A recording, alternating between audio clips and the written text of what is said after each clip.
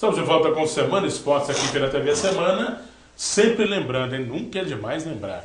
No semana.tv, que é o nosso site, você acompanha a nossa programação em tempo real. E no www.facebook.com/TV Semana, você tem todo o conteúdo da nossa programação. Ô Jorginho, André e amigos da TV Semana, toda seleção que se preze tem que ter atacante, né? E no bloco anterior eu relacionei aqui os nomes convocados pelo técnico Alexandre Galo para os amistosos da seleção olímpica e sem destacar os atacantes que foram convocados. Aliás, quando eu digo que toda seleção tem atacante, há quem discorde, né? Há controvérsias, porque o Brasil principal, por exemplo, da Copa do Mundo, se você me disser que não teve atacante, eu sou obrigado a concordar, né? Fred, Hulk, Jô e companhia. Mas enfim, eu não destaquei os convocados aqui, ou dentro dos convocados, os atacantes do Alexandre Galo, né? Então agora eu trago para você, para completar essa lista de convocados da seleção olímpica que vai se preparar para as Olimpíadas de 2016, que inclusive acontecem aqui no Brasil. Então os atacantes convocados foram o Ademilson, do São Paulo, aí sim, André, o Alisson, do Cruzeiro, o Douglas Coutinho, do Atlético Paranaense, o Otávio, do Internacional, Vinícius Araújo, do Valência, da Espanha, e o Vitinho, jogou no Botafogo, que está no CSKA da Rússia. Portanto, Ademilson, Alisson, Douglas Coutinho, Otávio, Vinícius Araújo e o Vitinho do CSKA da Rússia são aí os atacantes. Agora sim, está completa a nossa lista, né? Agora entrou alguns brasileiros aí que jogam no futebol brasileiro, né? E o Vitinho deve estar doido para a seleção, né? Para ser convocado mesmo e para vir para a seleção, para sair daquele frio doido lá. Né? André, o Alisson está na lista, hein? Bom jogador do Cruzeiro. Bom jogador. Ainda não recuperou daquela pancada desonesta que teve sobre o time lá do América do México. Né? Foi aquela pancada que tirou ele até de correr hoje, fazer uma corridinha leve, até hoje está sentindo. Mas até lá, o primeiro jogo da seleção brasileira, eu acho que ele já está 100%. Muito bem. Nosso amigo André hoje, só para reforçar, né? Um esforço sobre-humano para participar do nosso programa aqui. Está com uma gripe muito forte, né? Extremamente debilitado. Foi até liberado já pela direção do programa para descansar, se recuperar, mas mostrando-se aí uma pessoa, né? De garra, essa pessoa, né? De força, daqui, se aguentando firmemente na cadeira para defender os interesses do Cruzeiro. Daqui a pouco eu vou dar uma cutucada nele aqui, eu quero ver se... para analisar os pontos. Choque dele, né? Choque técnico, né? Vai tomar um conhaque melhor. Bom, é o seguinte, notícias agora, meus amigos, do Campeonato Regional da Liga Caratinguense dos Desportos, hein? Nós tivemos a abertura dessa competição no último final de semana, no último domingo, dia 10, aqui em Caratinga, e 4 partidas foram realizadas e os 4 jogos, meus amigos, terminaram em 0-0. Pois é, o Fluminense do Sal empatou com o Esporte Clube Primavera no estádio Manuel Ribeiro, aqui no Polivalente, né? 0-0. Nós tivemos o Cruz Azul e o Manchester jogando em Dolara, também 0-0.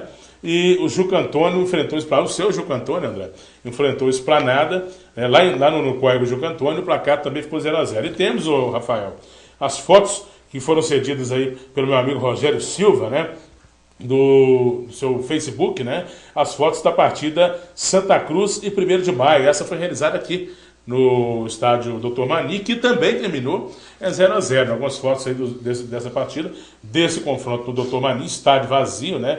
E o meu amigo Rogério Silva me cedeu essas fotos aí do seu Facebook, do seu programa Jogada de Classe, né? E a gente então colocando... Não, programa do Rogério Silva, Abrindo o Jogo. Abrindo o Jogo, perdão. Abrindo o Jogo, do seu programa que vai ao ar lá pelo Super Canal, não é isso? Super Canal. E aí o Rogério cedeu essas fotos para nós, e a gente mostrando aí um pouco do que aconteceu no estádio Dr. Mani nesse jogo entre Santa Cruz e 1º de Maio. A nota triste, além do 0-0 em todos os jogos, né? Já que a alegria do futebol é o gol, é o estádio, pelo menos o que eu vi, que foi o Dr. Mani, completamente vazio, né?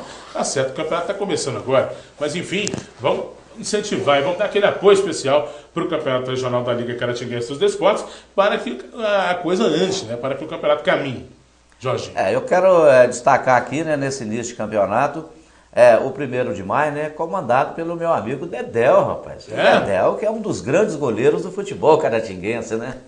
E mandar um recado aqui pro goleiro do 1º de Maio. Fecha o gol aí, meu amigo, porque senão, O Dedéu, ele é o treinador, ele entra lá e resolve o problema, hein? E o Dedéu tá satisfeito, tá entendendo? Tá lá ele, acho que o Cigano também, né? São os pessoal que comandam Geraldo o 1º Cigano. de maio, Geraldo Cigano. E o pessoal tá lá na intenção de fazer o 1º de maio brilhar nessa competição, né?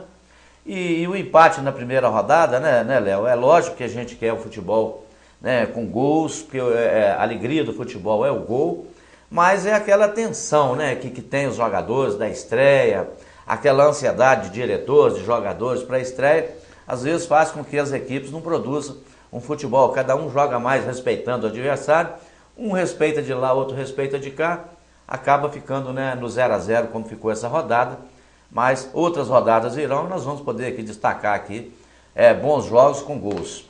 André, seria como fogão a lenha, né? Tem que ir pegando fogo aos poucos para aquecer aí o regional. Olha, tirando o campo do Esporte Clube Piratinga, né?